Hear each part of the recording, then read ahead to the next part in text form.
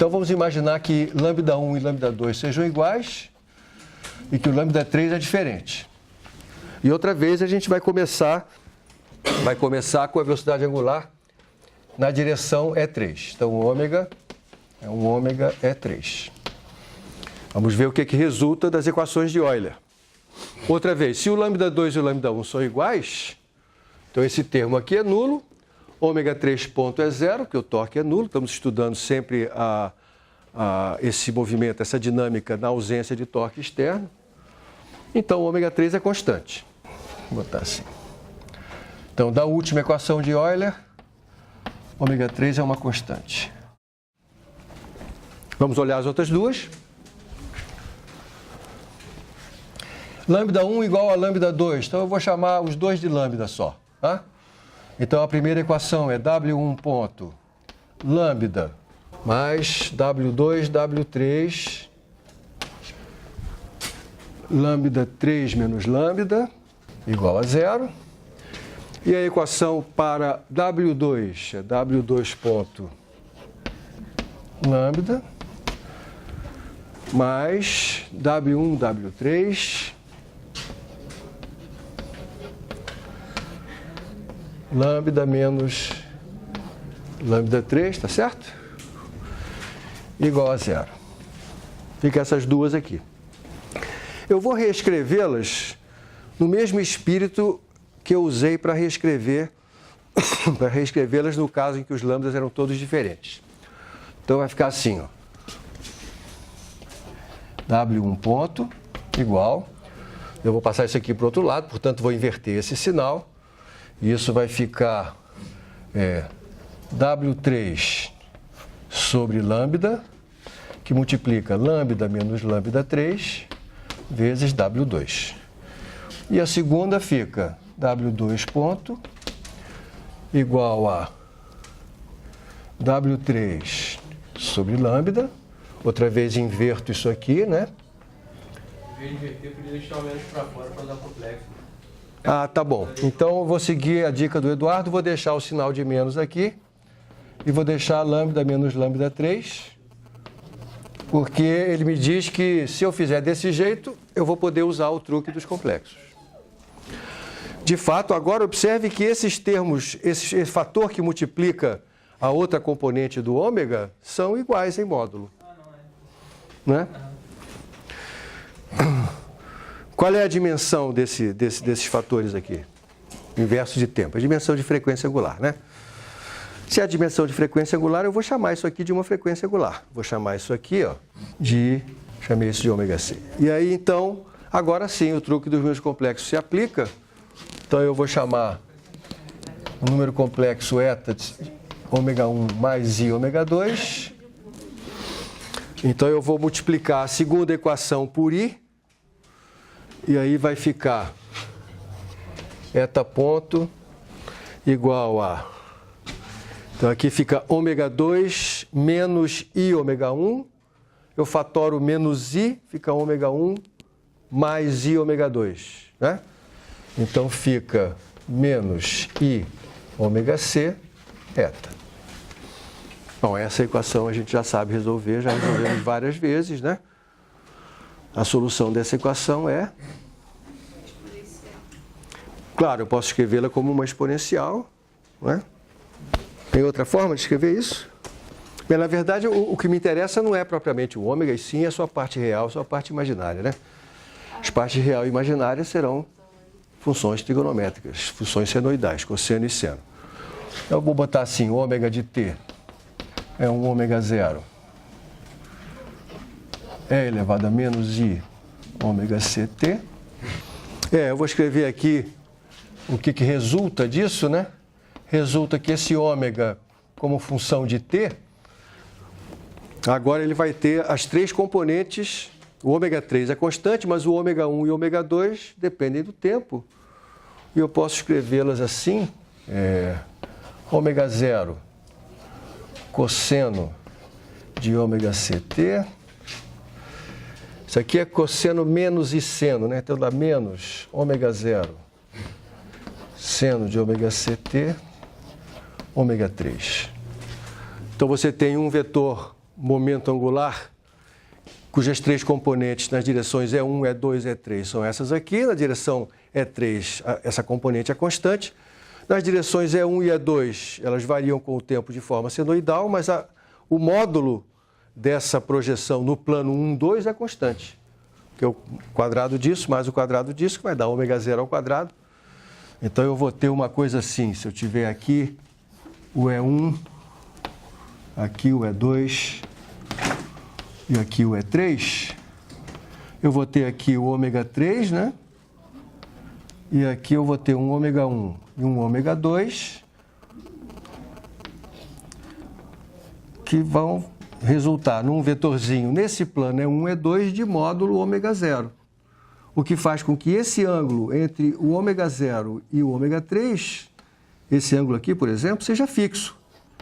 Então, ao longo do tempo, o que acontece é que esse vetorzinho no plano E1, E2 fica girando, e ele fica girando com velocidade angular ômega c. Enquanto ele está girando, o vetor ômega, que é a soma desses dois, está mudando o tempo todo de direção, né? Mas fica com o mesmo módulo sempre. E sempre com a mesma inclinação relativa ao eixo E3. Então, recapitulando, o que aconteceu aqui? Aqui eu botei um corpo rígido para girar em torno de um dos eixos principais, e com torque externo nulo, e mostrei que, nesse caso, o vetor ômega gira com a velocidade angular de precessão igual a ômega c, que é esse número que aqui está. E o que acontece com o vetor momento angular? Vou fazer um desenho aqui, talvez fique melhor para a gente ver isso, tá? Vou fazer o desenho no momento em que o vetor velocidade angular está no plano E3, E2. Então está aqui o vetor momento angular. Estou exagerando aqui a cara dele. Aqui está a componente dele, ômega 3. E nesse momento aqui, aliás, isso aqui tinha que ser assim, né? Nesse momento ele só tem projeção no eixo E1. Mas como ele está girando, lembra que ele está girando assim, com velocidade ômega c, angular ômega c, né? Como ele está girando assim, o que acontece é que essa componente vai oscilar como cosseno, e essa daqui como seno. Então, isso aqui foi só para destacar o que está acontecendo com esse vetor relativo ao eixo principal E3.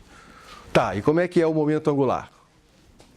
A pergunta-chave é, ele tem a direção do ômega ou não tem? E por quê? Isso, ele não tem a direção do ômega.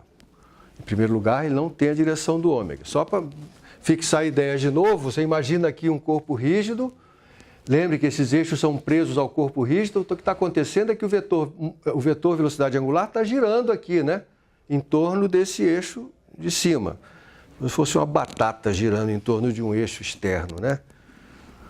Já o vetor momento angular, lembre, para obter o momento angular, eu tenho que multiplicar o ômega pelo tensor de inércia, que é diagonal e é lambda 1, lambda 2, os dois iguais a lambda, e lambda 3. Então, o vetor momento angular, eu vou escrevê-lo aqui, as componentes dele são lambda ômega 0 cosseno de ômega ct menos lambda ômega 0 seno de ômega ct e lambda 3 ômega 3. Então, ele não tem a mesma direção do vetor ômega. Ele teria a mesma direção se esse fator aqui, se esses lambdas fossem iguais.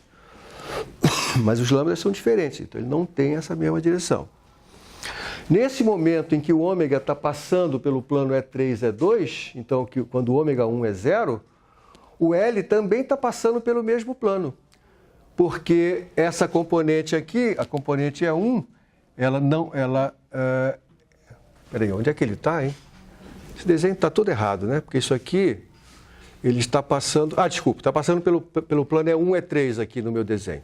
Então, o E2 é 0. Então, ele não tem essa parte aqui.